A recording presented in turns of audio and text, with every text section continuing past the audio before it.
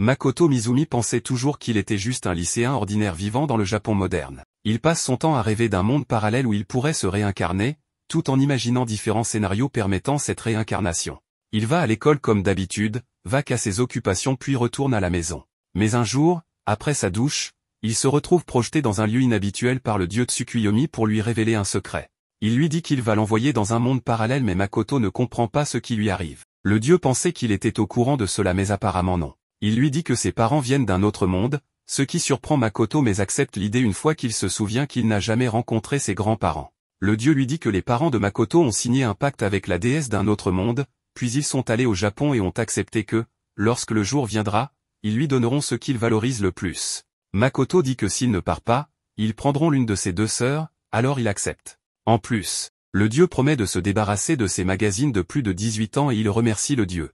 Makoto donne des lettres au dieu pour sa famille et celui-ci lui donne une partie de son pouvoir. Makoto commence à disparaître et le dieu le met en garde contre la déesse, car elle est très indélicate et il le somme à se montrer indulgent. Lorsque Makoto atteint le palais de la déesse, elle entre en explosant avec des insultes, le traitant de laid, d'idiot et d'autres choses qu'une fille populaire dit à un gars qu'elle qualifie de loser. Elle lui dit qu'elle a déjà trouvé d'autres héros pour sauver son monde et n'a pas besoin d'une créature dégoûtante comme lui. Elle décide donc de l'envoyer au bout du monde avec d'autres monstres à l'apparence repoussante. Puisqu'il est de son devoir de lui donner un pouvoir, elle lui donne simplement la capacité de comprendre et de parler les langues des créatures autres que les humains, et lui dit avec cela de ne pas se reproduire dans ce monde et le jette dehors. Pendant sa chute, il est sauvé par le dieu Tsukuyomi, qui s'excuse pour la brutalité de la déesse et continue en disant que la chute ne lui fera rien. Il explique que les bénédictions des dieux n'atteignent pas son monde d'origine, c'est pour cela qu'il ne pouvait pas utiliser la magie. Mais dans ce nouveau monde, il a été libéré de ses contraintes, ce qui fait de lui un surhomme, toutefois s'il meurt, c'en est fini pour lui. Tsukuyomi s'excuse car communiquer avec Makoto a consommé beaucoup de son pouvoir, et il doit dormir pendant plusieurs siècles pour récupérer. Mais avant de disparaître totalement, le dieu Tsukuyomi déclare Makoto totalement libre dans ce nouveau monde. Il atterrit dans un cratère dans un paysage rocheux stérile, marche vers une montagne haute pendant 3 jours sans nourriture ni eau. Makoto n'arrive pas à se résoudre à ce qui lui arrive disant que cela pourrait être mieux, car ce n'est pas comme ça que cela se passe dans les mangas.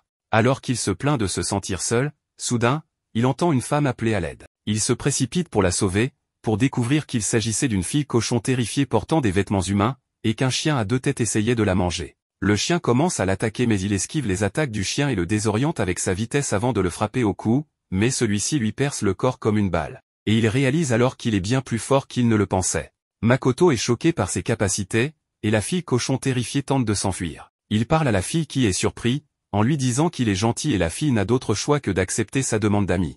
Il demande où il peut trouver une ville humaine mais la fille dit qu'il n'a aucun près d'ici. Ce qui met Makoto en colère car la déesse l'a bien niqué. Elle se présente comme Emma, une orque des hautes terres qui doit être sacrifiée au dragon invincible Shin, au sommet de la grande montagne. Ce qui surprend Makoto et la fille explique que leurs récoltes se sont ruinées depuis l'apparition d'un épais brouillard, raison pour laquelle elle doit se sacrifier. Alors elle accepte de le conduire dans leur village pendant que Makoto commence à imaginer des scènes sordides dans sa tête.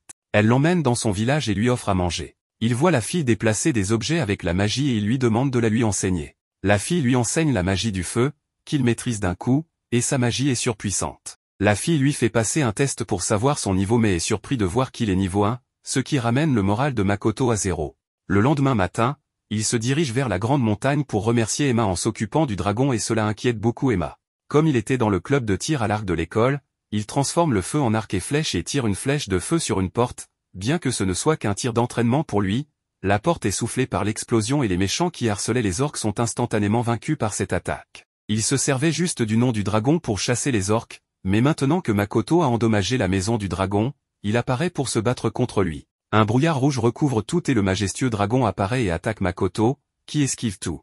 Le brouillard s'épaissit, mais notre héros a une nouvelle compétence sensorielle qui lui permet de voir le dragon malgré le brouillard et d'esquiver toutes les attaques avant de commencer sa contre-attaque. Il crée alors des boules de feu partout autour du dragon mais le dragon pense que c'est inutile. Il lance alors les attaques qui atteignent le dragon et lui inflige des dégâts significatifs. Makoto montre alors ses compétences en boxe en ne faisant que 3 coups, il met le dragon KO, mais dès qu'il baisse sa garde, le dragon utilise ses yeux magiques pour le piéger dans une illusion où elle pense qu'il va mourir. Makoto voit alors son cadet du club de tir à l'arc, Hasegawa, qui est plutôt jolie et populaire, et dans son rêve, elle lui avoue ses sentiments et est plutôt insistante. Il sait que ce n'est pas possible car il manque de beauté, de taille, d'intelligence et même d'argent, donc il peut dire que c'est une illusion, et il utilise son pouvoir pour la dissiper. Le dragon est ravi en voyant les souvenirs de Makoto et déduit qu'il vient d'un autre monde puis commence à se comporter comme un gamin. Maintenant, Makoto réalise que c'était le pouvoir donné par le dieu Tsukuyomi et en l'utilisant, il pourrait manipuler l'espace autour de lui à volonté. Il l'avait utilisé pour détecter le dragon plus tôt, et maintenant il l'utilise pour renforcer ses points afin qu'il puisse briser le piège de l'illusion. Il sort dehors et est prêt à battre le dragon, mais celui-ci se comporte comme un chaton, suppliant pour sa vie. Le dragon va droit au but, disant qu'elle a vu ses souvenirs et était intéressée à en voir plus, et pour cette raison, elle veut lui offrir un contrat pour devenir son compagnon, ce qui serait bénéfique pour les deux parties. Makoto est initialement hésitant, mais il accepte le contrat, et le dragon commence le rituel. La magie les entoure, et alors que la fille dragon essaie de forger le pacte, une fois le contrat achevé, elle se transforme en une jolie femme, vraiment la meilleure chose qui puisse arriver dans n'importe quel anime. Makoto est déçu car il était plus intéressé par un serviteur dragon qu'une fille, et la fille dragon lui dit que c'est pourquoi il mourra puceau. La fille dragon explique alors que dans un contrat comme celui-ci, l'être le plus faible prend la forme du plus fort, et comme elle allait devenir une femme humaine, elle est devenue une samouraï parce qu'elle était intéressée par les drames historiques qu'elle a vus dans les souvenirs de Makoto. Ensuite, elle emmène son nouveau maître dans sa sous-dimension, qui est un monde imaginaire auquel seule elle peut accéder, et alors qu'elle s'attendait à ce qu'il soit sombre et vide comme mon futur, elle découvre qu'il s'agit en réalité d'une région forestière luxuriante qui a changé selon les souvenirs de Makoto. En voyant une si grande zone sous son commandement, Makoto pense que c'est une terre gratuite et veut construire une ville ici en pensant que ce serait un endroit mystique et légendaire. Ensuite, il emmène la fille dragon chez les orques pour expliquer qu'elle n'était pas impliquée dans leur capture et il tombe sur Emma qui déconseille Makoto de combattre le dragon mais la fille à côté de Makoto se présente comme étant le dragon. Ce qui surprend Emma étant donné que Shin est un dragon supérieur. Shin donne ses écailles tombées pendant le combat mais en voyant la vraie forme de Shin, Emma tombe dans les vapes. Le soir au village de Emma, ils organisent une fête pour leur héros. Emma apporte de la nourriture à Makoto et demande d'après Shin mais Makoto pense qu'elle est partie dormir. Emma remercie Makoto d'avoir sauvé son village mais il dit que ce n'est pas grand-chose, étant donné qu'elle lui a enseigné la magie et Emma dit qu'il est étrange. Pendant ce temps, la fille dragon boit avec le chef du village. Celui-ci aimerait remercier Makoto mais Shin lui dit que ce n'est pas nécessaire. Elle suggère alors au chef du village de déménager dans un meilleur endroit avec des terres plus prospères. Le lendemain matin, ils ont tous fait leur bagage pour déménager dans le domaine divin de Shin, ce qui surprend Makoto qui gronde Shin en lui demandant quel est ce domaine. Shin explique qu'il s'agit de la sous-dimension de la dernière fois. Elle explique qu'elle a fait cela car Makoto rêvait de créer une ville. En plus l'environnement est très agréable. Shin dit qu'elle a fait d'introduire d'autres créatures aussi. Pendant qu'il parle, un clone de Shin apparaît mais en toute petite taille. Il est surpris par l'étendue des pouvoirs de Shin et demande plus de détails des capacités de Shin. Makoto se retourne et essaie de convaincre les orques du contraire, mais les orques sont déterminés, et alors la fille dragon les absorbe tous, avec leur maison et leur boutique puis les a envoyés dans la sous-dimension. Les orques ont fait des progrès dans la construction de la ville. Et Makoto a également maîtrisé divers éléments magiques, parmi lesquels il découvre qu'il est le meilleur en eau et qu'il ne peut pas utiliser le vent du tout. Il peut également modifier les éléments ou en créer plusieurs à la fois. Pendant ce temps, Shin passe son temps à regarder des séries dans les souvenirs de Makoto, mais elle n'en a toujours pas assez et force Makoto à lui céder ses souvenirs. Shin ne lui laisse aucun répit et elle commence même à parler comme des personnes de films érotiques, ce qui attriste Makoto qui se demande jusqu'où elle est allée dans ses souvenirs. Une fois Shin partie,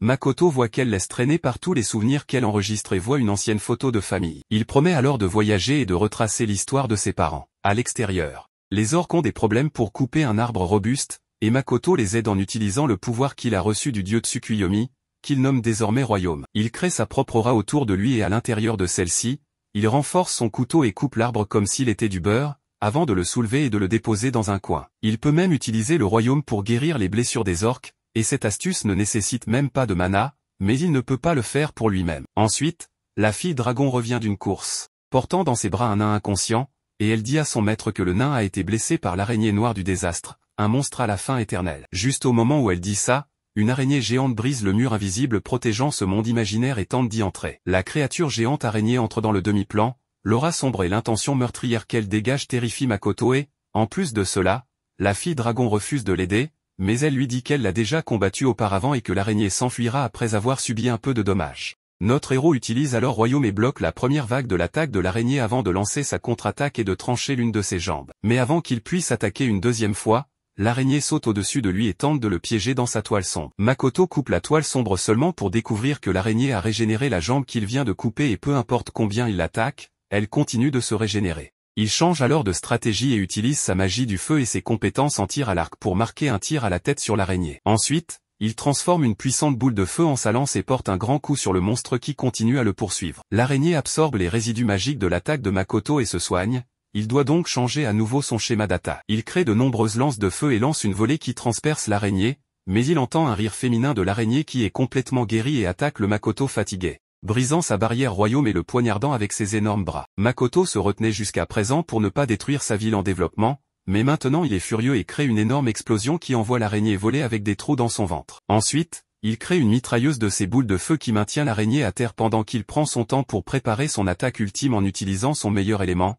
l'eau. Il crée une puissante flèche d'eau et tire sur l'araignée, la transperçant dans la forêt, mais c'est tout ce qu'il pouvait faire avant de s'effondrer car il a utilisé trop de magie. Malheureusement, l'araignée n'est pas encore morte et elle est suffisamment guérie pour capturer Makoto vivant. La fille dragon craint de ne pas pouvoir sauver son maître d'être mangé, mais l'araignée se révèle être un vrai pervers qui aime vraiment la douleur et être dominé, et combattre Makoto était la première fois qu'elle se sentait si pleine depuis si longtemps, alors elle a apprécié chaque instant. Elle veut être avec lui à chaque moment de sa vie, mais la fille dragon la frappe et libère Makoto avant de donner une suggestion à l'araignée. Elle lui demande de former son contrat de serviteur avec lui dès maintenant, même s'il est inconscient, et il pourrait obtenir sa permission plus tard. L'araignée accepte de former le contrat et quand Makoto se réveille plus tard, complètement guéri, il trouve une fille habillée en noir à côté de lui qui le remercie pour le repas et promet de se consacrer à lui. Il est choqué et horrifié même si la fille est un peu mignonne, il n'a pas un bon pressentiment à son sujet. La fille en noir dit à Makoto qu'il a été guéri par la fille dragon, son minuscule clone et Emma, mais il n'a demandé que qui elle était. Elle répond qu'elle est l'araignée noire et lui raconte tout sur comment elle a formé un contrat avec lui alors qu'il était inconscient. Alors qu'elle se lèche les lèvres en disant qu'elle offre tout à son maître,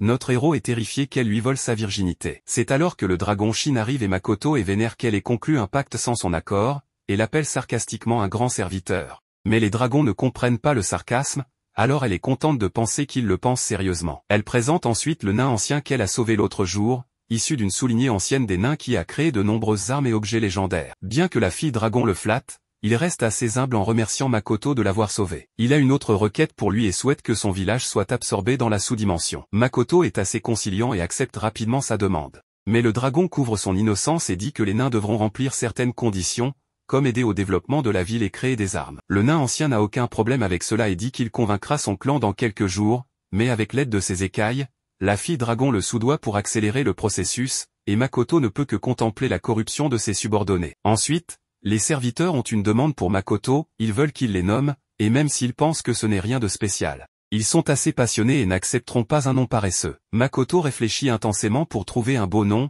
et après avoir mis son cerveau à rude épreuve, il nomme la fille dragon Tomoe, d'après la plus courageuse des samouraïs féminines de l'histoire. Elle est vraiment ravie de son nom et danse alors qu'elle commence à briller. Elle explique ensuite que le fait d'être nommée par le maître augmente la force d'un monstre.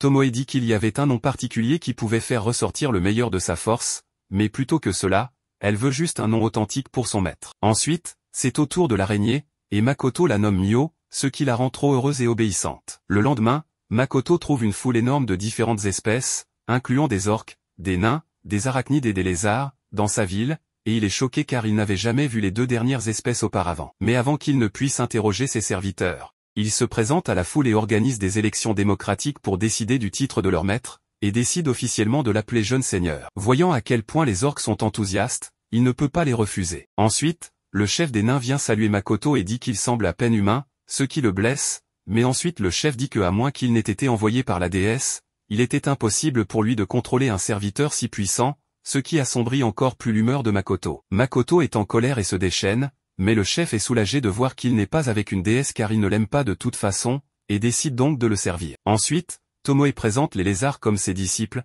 qui sont doués pour utiliser la magie de l'eau et du vent. Et ils sont tous désormais les serviteurs de Makoto. Après cela, Mio présente son peuple araignée appelé les Alkés qui partageaient sa malédiction d'être toujours affamés, mais dès qu'elle a bu le sang de Makoto, leur malédiction a été brisée grâce à la puissance de Makoto, une régénération puissante, et ils sont partiellement des pervers comme leur patron. Mais Makoto est mal à l'aise avec trop de demi-humains autour de lui, et maintenant il a désespérément besoin de rencontrer des humains. Heureusement, il trouve un village humain à proximité et voit une femme pré-blond à l'extérieur. Mais dès qu'il s'approche d'elle, elle est terrifiée et s'enfuit en l'appelant un monstre. Makoto est choqué et se demande ce qui se passe, en niant que la fille ait pu voir quelque chose de fou. Mais arrivé à l'entrée de la ville, il découvre que les humains se sont préparés pour le combat. Il est poli et leur demande s'il peut entrer dans la ville, mais ils ne comprennent pas sa langue et lui tirent dessus, sur qu'il est un monstre. Makoto court avec une barrière qui dévie leurs flèches et se rend compte que la déesse lui a dit qu'il pouvait parler d'autres langues que l'humain et qu'elle l'a délibérément rendu incapable de communiquer avec les humains. Il rentre chez lui et pleure devant les 3 filles de sa vie,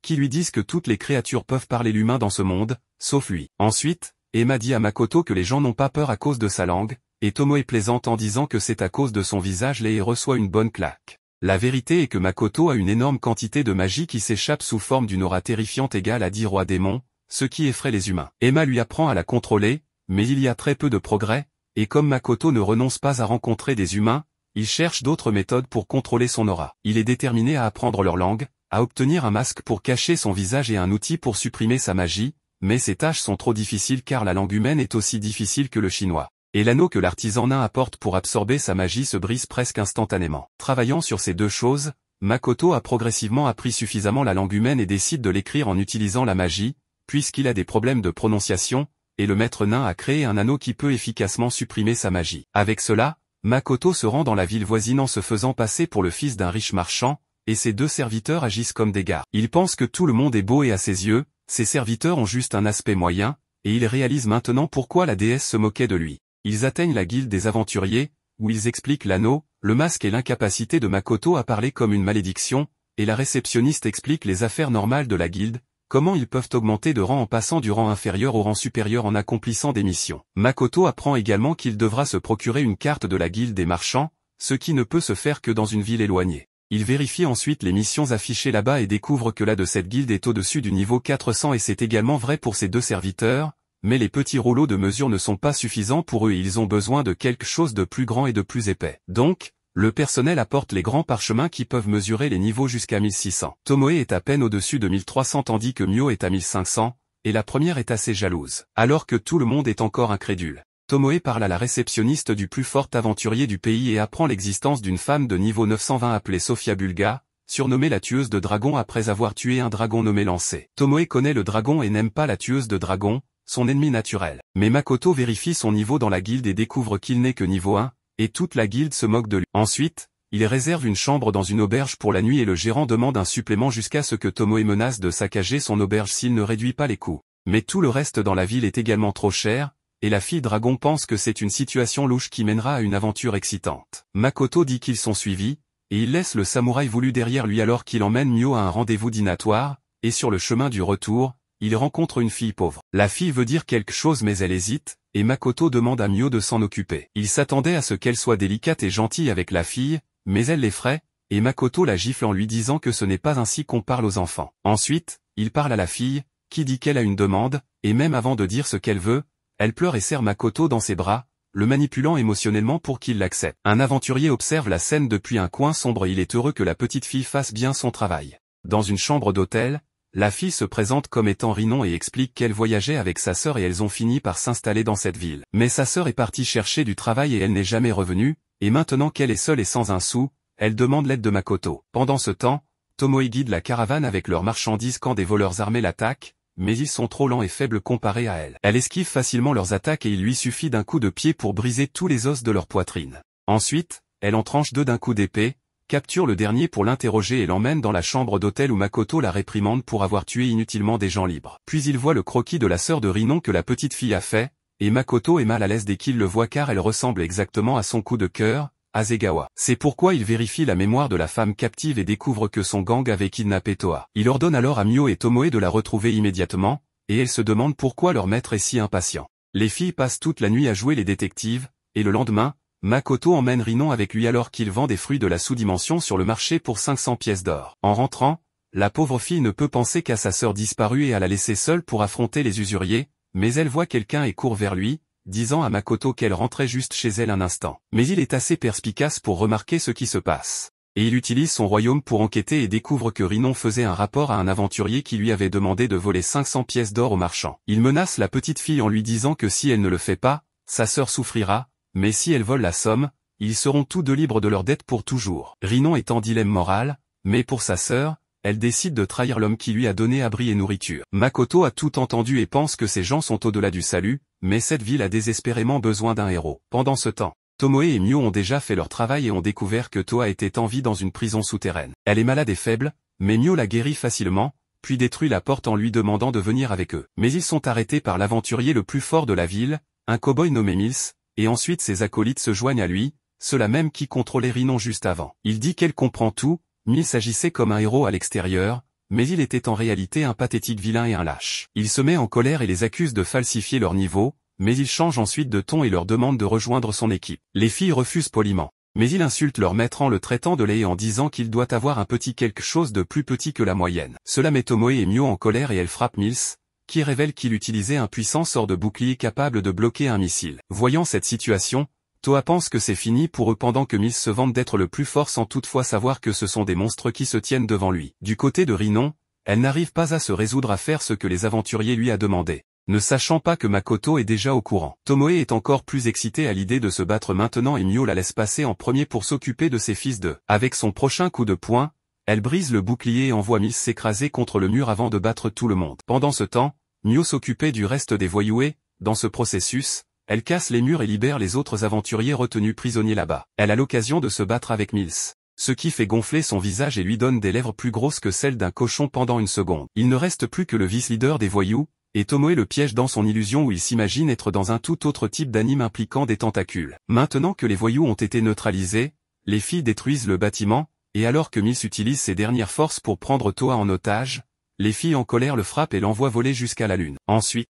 elles entrent en compétition pour savoir qui a vaincu le plus de voyous et demandent à Toa d'être leur juge alors qu'elles montrent leur puissance, ce qui entraîne la destruction totale de la ville, comme si des météorites s'étaient abattus sur elle. Rhinon et sa sœur se retrouvent, et quand ces dernières remercient Makoto, il remarque qu'à part la couleur de ses cheveux, elle était une copie exacte de son coup de cœur. Ensuite, il est temps de punir les deux filles turbulentes pour avoir détruit la ville. Et Makoto demande à Mio de lui donner de la soie pour qu'ils puissent les attacher ensemble. Il attache ensuite la corde en soie à une flèche et les tire vers le ciel, et je suis assez sûr que c'est ainsi que la NASA enverra le prochain homme sur la Lune. Pour éviter la responsabilité de ses serviteurs détruisant la ville, Makoto s'enfuit de la ville avec ses deux filles Rhinon et les aventuriers qu'il a sauvés en chemin. Il voyage vers la cité marchande et, grâce au pouvoir de Tomoe, les mémoires des aventuriers voyageant avec eux ont été effacées et il pense que c'était à cause d'un raid de monstres au centre de téléportation. Makoto essaie de séparer Mio et Tomoe pour que leur jalousie ne détruise pas une autre ville. Il raconte à Tomoe des histoires de samouraïs parcourant les terres pour devenir plus forts en affinant leur art, et elle aime cette idée. Elle demande immédiatement la permission de Makoto d'aller s'entraîner dans la nature sauvage. Maintenant que Tomoe est parti, Mio pense qu'elle aura toute l'attention de son maître, mais Toa et ses gros seins sont une rude concurrence. Le groupe voyage ensuite dans une calèche. En chemin, Makoto localise des monstres en utilisant son royaume et ce sont des abeilles rouges. Il dit à Mio de s'en occuper, et elle utilise son éventail pour trancher les insectes avec son attaque de vent. Makoto veut continuer à avancer, mais Toa lui dit qu'ils doivent récupérer des objets sur les monstres. Makoto ne peut s'empêcher d'être tenté de regarder un peu plus bas, mais en la regardant découper brutalement les cadavres de monstres, son intérêt pour la fille diminue. En voyageant et en combattant des monstres en chemin, le groupe atteint la ville marchande. Juste avant d'atteindre les portes, il trouve un type rare de monstre abeille aux yeux rubis. Les aventuriers ordinaires n'ont pas confiance en leur capacité à le gérer. Makoto demande à Mio de tuer les insectes. Mais quand les aventuriers lui demandent de ne pas abîmer leur précieux corps, elle est frustrée et dit à son maître de le faire lui-même. N'ayant pas le choix, Makoto prend son arc et ses flèches et vise le point faible des Yorubi pour les abattre un par un. Personne ne peut croire qu'un marchand de niveau 1 puisse être aussi doué au combat, mais il s'en moque après 5 secondes, car ils doivent récupérer les matériaux rares des monstres avant d'entrer en ville. Comme la ville précédente a été détruite avant que les nouvelles d'enregistrement ne puissent être transférées ailleurs, Makoto doit se réinscrire. Il est toujours niveau 1, mais trouve une quête de rang S par un client qu'il peut faire malgré son rang E. La compagnie commerciale rend braveux les yeux rubis qu'il vient de chasser. Makoto pense que c'est la chance parfaite de faire un bon argent. Quand il partage le butin de la chasse avec les aventuriers, il garde tous les yeux rubis et d'autres matériaux. Ils décident de se retrouver la nuit pour faire la fête et célébrer leur arrivée saine et sauve et l'argent gagné. Leurs cartes de guilde servent de téléphone portable pour s'appeler, accéder aux cartes de la ville, aux encyclopédies de monstres et même au contenu payant. La nuit, le groupe profite de manger de la viande et de boire de l'alcool tout en faisant plus ample connaissance. Il y a une archère elfe, un alchimiste humain et une guerrière naine, à part Toa qui est une voleuse.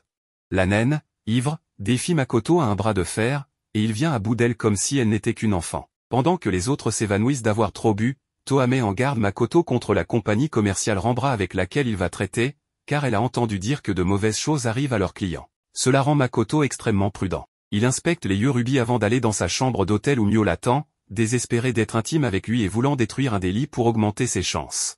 Mais Makoto n'a pas l'intention d'assouvir ses fantasmes et va directement se coucher. Le lendemain, il retourne dans la sous-dimension car il peut désormais créer lui-même des portes dimensionnelles. Là-bas, il rencontre le clone de Tomoe et Emma. Emma n'est pas ravie que Makoto leur parle avec courtoisie car il est leur chef, mais notre garçon s'excuse disant que c'est de cette fan qu'il parle à l'extérieur. Emma comprend cela mais dit que cette excuse n'est plus valable, une fois dans la sous-dimension. Cette rigueur d'Emma lui fout les boules comme jamais. Elle a pris le rôle de sa secrétaire et alors elle lui fait un rapport. Elle explique que les Alkés vivent près de la montagne, les orques et les hommes lézards aident à construire et les nains poursuivent les travaux et réparations, tout en créant de nouveaux équipements. Les hommes lézards s'occupent de l'agriculture et de la garde des hameaux. En unissant leurs forces, les orques créent une demeure pour Makoto. Il le trouve gigantesque et le clone de Tomoe lui dit qu'elle leur servira de point de rassemblement. Makoto pense que cela doit demander un savoir-faire mais Emma lui dit qu'ils connaissent le processus de construction, d'après le plan qu'ils ont appris en regardant les drames enregistrés dans la mémoire de Makoto par Tomoe. En parlant de la fille dragon, ni Makoto, ni Emma, ni même son minuscule clone n'ont été capables de la contacter, mais Makoto n'a pas le temps d'y penser car le chef des nains vient le chercher pour l'emmener à leur atelier où il lui montre les brillantes armures qu'ils ont créées. Mais il refuse de les porter car il est un archer, pas un combattant, ce qui fait pleurer les nains. Puis Makoto voit un manteau qui correspond à son style, fait par le même génie fou qui a créé son anneau.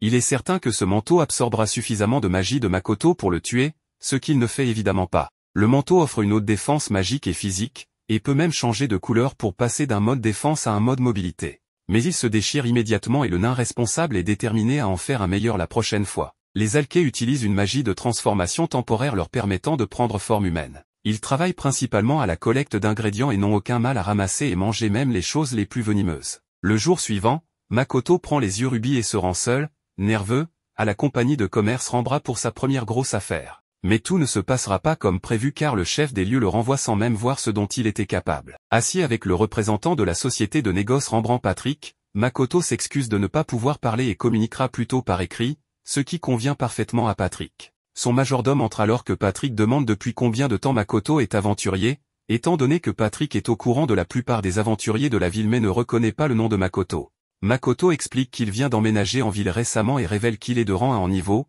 visant à rejoindre la guilde des marchands et à établir sa propre société de négoce. En entendant cela, Patrick se met en colère, se lève et réprimande Makoto pour mal faire les choses, pour ensuite lui demander de partir. Entendant le niveau et le rang de Makoto, Patrick suppose que Makoto utilise cette réunion pour établir un lien avec sa société de négoce, mais Makoto révèle les yeux de Ruby, ce qui choque Patrick. S'excusant immédiatement, Patrick remarque les yeux de Ruby rares et bien entretenus, ce qui incite Makoto à demander pourquoi Patrick en a besoin. En guise d'excuse pour sa grossièreté, Patrick révèle qu'il a besoin des yeux de Ruby pour produire un type spécial de médicament, l'ambrosia, qui peut guérir la plupart des malédictions. Apparemment, la femme et la fille de Patrick ont été affectées par une maladie maudite, un type de malédiction causé par un rituel de sorcier. Patrick a réussi à capturer le sorcier, mais ils n'ont pu découvrir que c'était une malédiction de rang B avant que le sorcier ne meure. Voulant aider, Makoto demande à être présent lors de la fabrication du médicament car il connaît personnellement un maître alchimiste qui accélérera le processus de création. Et comme il faut 2 yeux pour guérir une personne, Makoto offre tous ses yeux, ce qui fait pleurer Patrick, son majordome Maurice et tout le monde. Voyant tous les majordomes et les servantes agir comme une famille autour de Patrick, Makoto réalise qu'il devrait leur laisser de l'espace. Patrick lui remet alors un reçu ainsi que l'heure à laquelle le médicament sera fabriqué. En se dirigeant vers la guilde des marchands, Makoto apprend de la réceptionniste qu'il y a un test pour rejoindre la guilde qui peut être passé à tout moment, impliquant un test écrit basé sur un manuel de guilde, et après avoir terminé la partie écrite, Makoto devra passer le test physique, où il devra fournir des biens aléatoires tels que des bouteilles vides ou même des crocs de loup. S'il réussit les deux, il devra déposer une énorme somme d'argent comme preuve de sa force économique, mais s'il échoue, il devra attendre 6 mois avant de le repasser. Demandant à acheter le manuel, la réceptionniste recommande simplement d'emprunter celui de quelqu'un d'autre car il est assez cher, mais Makoto estime qu'une copie personnelle serait la meilleure option. En jetant un coup d'œil au manuel, Makoto est surpris, ce qui fait se sentir mal la réceptionniste car elle sait que le test est difficile. Étonnamment, Makoto demande à passer le test immédiatement, ce qui choque la réceptionniste. Mené dans une salle, Makoto note comment il a déjà mémorisé la plupart des choses alors que cela se produit. L'examinateur entre alors, prend le manuel de Makoto tout en lui remettant son test et en lançant un chronomètre. En parcourant le test, Makoto se met immédiatement au travail, fonçant pour le test alors que les questions sont du niveau de la maternelle dans son monde précédent. Surprenant l'examinateur, Makoto se demande à quel point ce monde est vraiment éduqué, mais il n'a pas le temps de méditer car on lui demande de choisir un rang pour son test physique.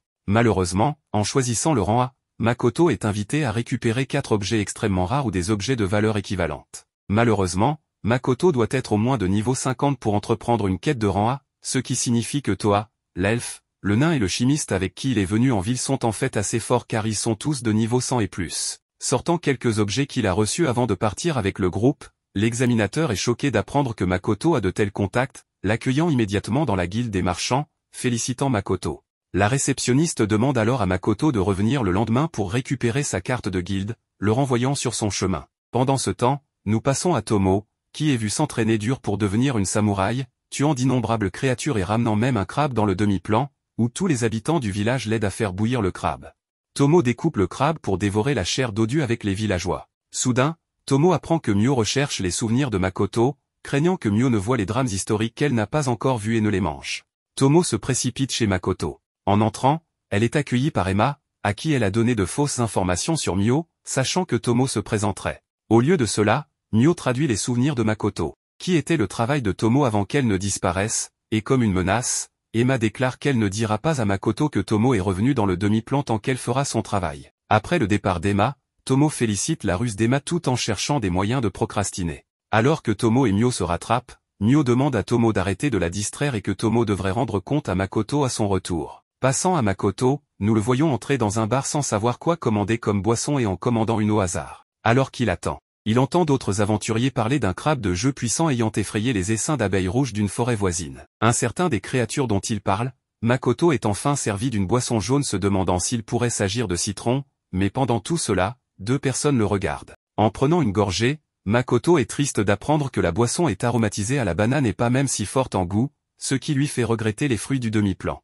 Suivant le fragment de Tomo, on la voit en train de voler des fruits seulement pour que Makoto apparaisse à travers une brume en la taquinant pour avoir volé. Tandis qu'il déguste des fruits, Makoto apprend que la météo dans le demi-plan est imprévisible, ce qui réduit la quantité de fruits produits. Se demandant quelle pourrait être la cause, Makoto demande à propos de la ville illusionniste sur laquelle il a demandé à ses disciples de travailler, mais le fragment de Tomo admet qu'elle ne sait pas ce que Makoto demande concernant la ville illusionniste. Heureux d'expliquer, Makoto déclare que vendre des fruits et de l'équipement au monde extérieur pourrait ne pas bien fonctionner car les gens pourraient ne pas valoriser les articles ou qu'il pourrait y avoir un conflit car les gens pourraient suspecter quelque chose avec Makoto ayant toujours des objets aussi puissants. Au lieu de cela, Makoto veut que les aventuriers errent à travers une brume et entrent dans le demi-plan, offrant à ces aventuriers quelques articles gratuits avant de les renvoyer. De cette façon, ces aventuriers répandront la nouvelle de cette ville mystérieuse et des objets rares, permettant à Makoto de vendre et d'intégrer plus facilement des objets dans le demi-plan dans le monde réel. Soudain, Makoto est appelé télépathiquement par Tomo, qui demande à Makoto de venir à son emplacement. Alors que Makoto se précipite chez lui, il est surpris de voir Mio se battre avec Tomo en lui demandant de lui donner la suite des enregistrements de la mémoire de Makoto. Lorsque Tomo refuse, Mio menace de dévorer les souvenirs de Makoto avec des drames historiques, demandant à être mis au courant. Makoto apprend que Mio travaillait sur la traduction de ses souvenirs mais avait vu quelque chose dans les souvenirs mais ne pouvait pas tout voir, exigeant que Tomo produise le reste de la mémoire. Intervenant, Makoto essaie de les séparer mais ils continuent simplement à se chamailler, ce qui énerve Makoto. Élevant la voix, Makoto calme les deux.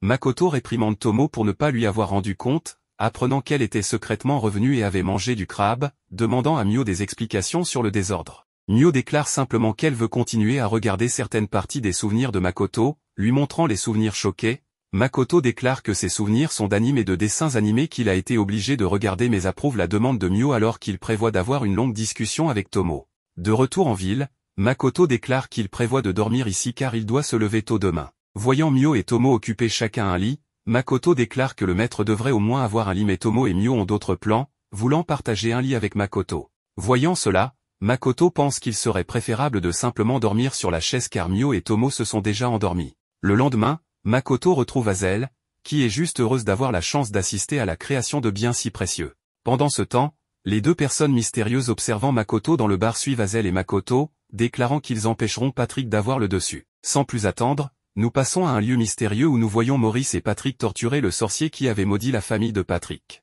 Discutant avec Hazel sur la manière dont il aidera dans cette quête spéciale impliquant la compagnie de commerce Rembrandt, Makoto s'excuse en réalisant que Hazel craint qu'il ne gâche tout et se fasse un ennemi d'une compagnie très influente. À ce moment-là, Patrick et Maurice entrent en disant que toutes les préparations sont faites. Emmené dans un laboratoire par Maurice, Hazel vérifie rapidement les matériaux.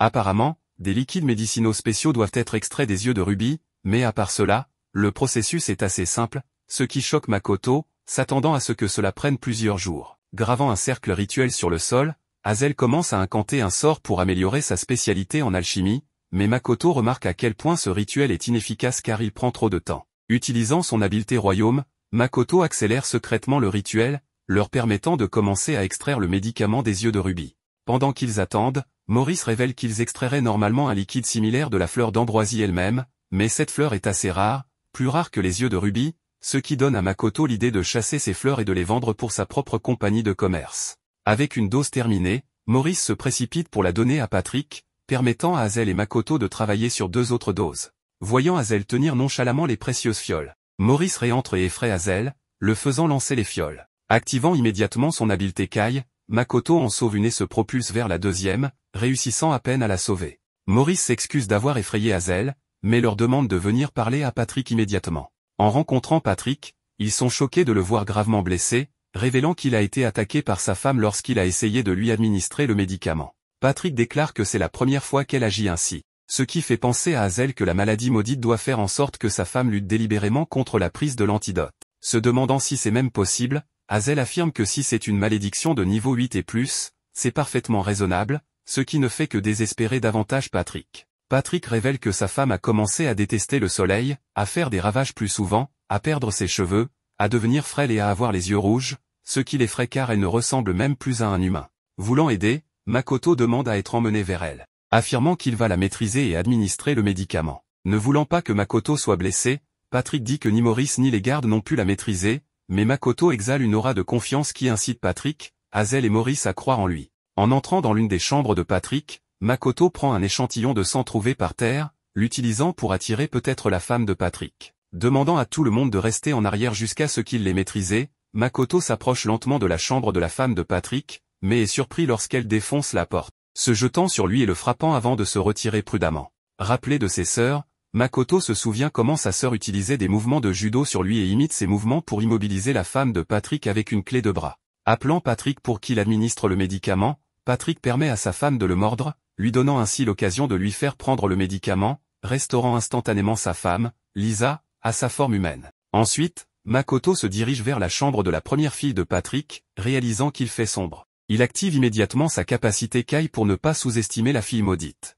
La localisant, Patrick est capable de guérir sa fille, ne laissant plus que la deuxième fille. Finalement, en entrant dans la chambre de la deuxième fille, Makoto est surpris d'entendre la fille parler mais saisit l'occasion de la maîtriser, guérissant officiellement toute la famille de Patrick. Remerciant Hazel pour son aide, Makoto part le premier alors que Hazel reste pour continuer à produire des médicaments de réserve. Dehors, Makoto aperçoit Mio et Tomo, sachant que les deux veulent juste se réinscrire à la guilde. Avant que Mio puisse poser une question à Makoto, une des personnes qui suivaient Makoto les enveloppe de flammes, mais Makoto parvient à échapper au piège de feu. Avec les deux poursuivants impressionnés par les mouvements de Makoto, ils sont choqués de voir Mio et Tomo indemnes, car elle voulait évaluer la puissance du sort de feu, le jugeant risible comparé à Makoto. Soudain, d'autres étrangers apparaissent, plus de 20 en nombre. Avec un sourire suffisant, le chef du groupe propose de payer les filles pour qu'elles rejoignent leur camp, ce à quoi Mio accepte, car Makoto lui avait télépathiquement demandé de ne pas intervenir, craignant que Mio et Tomo se battent pour savoir qui a vaincu le plus d'ennemis et ne détruise à nouveau la ville.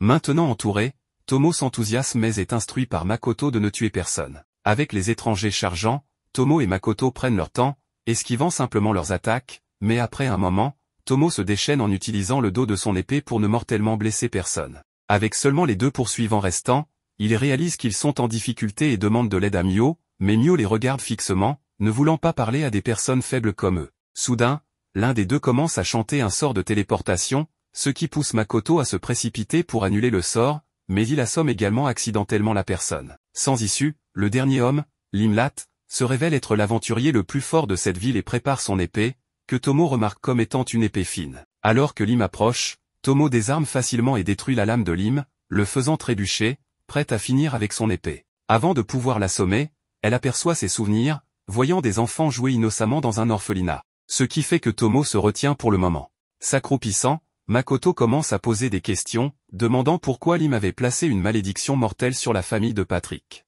Lim explique qu'il pensait que la malédiction était seulement destinée à les endormir. En flashback, Lim révèle qu'il parlait à un autre aventurier plusieurs mois auparavant, apprenant que la société de commerce Rembrandt avait causé à beaucoup de perdre leur emploi ou de prendre des emplois risqués qui pourraient leur coûter la vie. Mentionnant comment certains aventuriers d'un orphelinat sont au courant, l'ami de Lim offre une suggestion qui a conduit à la malédiction du sorcier, mais il était persuadé que c'était une malédiction de sommeil. Demandant à Tomo de vérifier ses souvenirs, Makoto confirme qu'il ne ment pas et le laisse partir, mais d'abord Mio prend tout son or comme paiement pour être resté en dehors du combat. Quelques jours plus tard, Lim est vu s'excusant auprès de Patrick qui, par respect pour Makoto, permet à Lim de partir sans une lourde punition.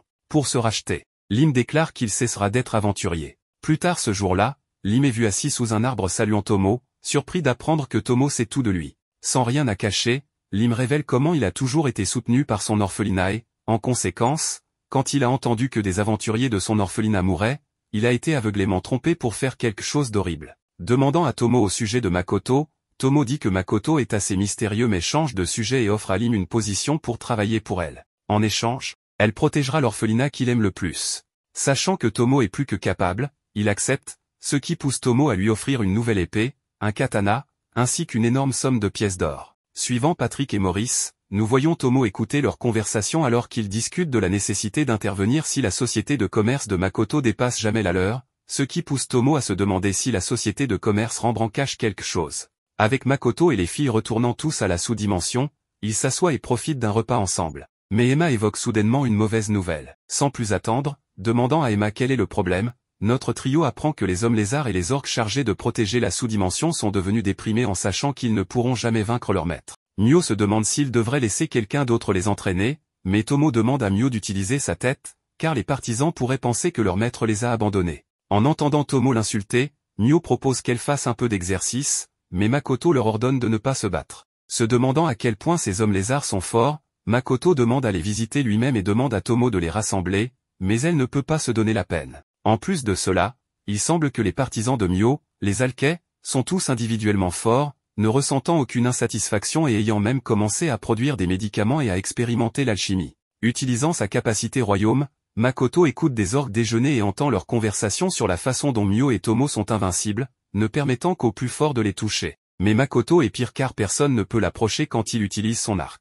S'ils parviennent à se rapprocher, il crée une explosion massive qui repousse tout le monde. En écoutant les orques, Makoto se demande si les hommes lézards ressentent la même chose, car les différentes races ne se voient jamais s'entraîner. Se sentant mal d'avoir été dur avec les orques, Makoto se demande ce qu'il devrait faire mais est distrait par Mio qui commence à aimer les tomates. Ravi d'entendre que Makoto a suggéré de les faire bouillir ou de les déshydrater et de les tremper dans l'huile. Il se concentre de nouveau. Lorsque Tomo les rejoint, elle rapporte que ces hommes lézards connaissent des problèmes similaires, incapables de surmonter leurs faiblesses. En entendant cela, Makoto réalise que les orques et les hommes lézards ne se parlent pas, ce qu'Emma confirme en disant que les espèces gardent leur tactique confidentielle. En réfléchissant, Makoto se demande ce qui changerait si les orques utilisaient le style de combat des lézards, ou vice-versa, mais Emma ne comprend pas. Ce qui pousse Tomo à intervenir et à demander à Emma si elle pense que les orques ou les hommes lézards deviendraient plus forts en restant comme ils sont. Juste à ce moment-là, Tomo a une idée, que Makoto lui fait promettre de ne pas causer de victimes. Rassemblant tous les orques et les hommes lézards, Tomo organise un duel entre les meilleurs guerriers de chaque espèce en un duel en tête-à-tête. Choisissant un représentant de chaque côté, Tomo annonce Agari comme représentant des orques des hautes terres et Lydie des lézards des brumes. Les deux guerriers courageux prenant le combat au sérieux, le duel commence avec Lydie qui projette Agari avec un rugissement de vent, seulement pour bondir sur Agari. Restant calme, Agari conjure un bouclier pour arrêter les avances de Lydie. Passant à l'offensive, Agari frappe le sol avec sa hache, repoussant Lydie, mais Lydie profite de l'occasion pour entailler Agari avec son rugissement de vent, se préparant à donner le coup de grâce. Cependant, c'était ce qu'Agari attendait, attrapant la queue de Lydie pour le claquer au sol, mettant fin au combat en faveur d'Agari. Voyant que c'est le moment parfait, Tomo déclare que bien que les deux guerriers aient offert un bon spectacle, ils sont complètement sans espoir en comparaison d'elles-mêmes, de Mio ou de Makoto. Sollicitant l'opinion de la foule, Tomo explique qu'ils peuvent être faibles comparés à leur trio, mais cela ne leur donne pas l'excuse de rester comme ils sont. Par conséquent, Tomo annonce que tous les 7 jours, chaque orque, lézard, nain et alkais devra participer à des matchs individuels avec un rang assigné à chaque personne. En entendant cela, la foule craint qu'ils ne révèlent leur tactique aux autres espèces, mais Tomo les réprimande, disant que cacher leurs secrets est le moindre de leurs soucis, car en se débarrassant de leur ego et en apprenant des autres, ils pourront réellement s'approcher de la connaissance et de la puissance de leur trio. Makoto intervient également, affirmant que grandir, apprendre et se mesurer les uns aux autres leur permettra de devenir de véritables guerriers. Il nomme ce système les classements de la sous-dimension. De retour en ville, Tomo et Mio recommencent à se disputer pour savoir qui a le plus haut niveau, mais malheureusement, Mio reste la plus forte avec un niveau de 1500, tandis que Tomo est à 1340. En voyant Makoto avec les filles, la réceptionniste informe Makoto que Lim, le premier aventurier de la ville, a pris sa retraite et lui demande de trouver un remplaçant adéquat. Après réflexion, Makoto dit qu'il connaît quelques aventuriers de rang 100 et demande à Tomo de former le groupe de Toa, sachant que Tomo est plus que capable. En quittant les lieux, Tomo réfléchit à l'attitude de Makoto en parlant de Toa, remarquant qu'il est sérieux. Elle en déduit que Toa ressemble à quelqu'un de la vie passée de Makoto. Sachant cela, elle pense qu'il serait préférable de former Toa et son groupe rapidement et de les faire quitter la vie de Makoto. Tomo commence immédiatement un entraînement brutal pour Toa et les autres, les soumettant à des créatures gigantesques. Cependant, elle est rapidement obligée d'intervenir pour piéger les créatures lorsque le groupe de Toa est sur le point de perdre. Tomo demande à Louisa, l'archère elfe, et à Toa, l'assassin, pourquoi ils ont attaqué de front, les réprimandant pour leur imprudence malgré leur haut niveau. Ensuite, elle interroge Hazel sur le fait de ne pas utiliser sa magie de la terre et de l'eau, surprenant tout le monde car il n'a pu utiliser que la magie de guérison. Voyant qu'il n'y a pas d'autre moyen, Tomo leur enseigne une stratégie, demandant à Hazel de poser un piège pour les créatures et à Louisa de se repositionner pour tirer de loin.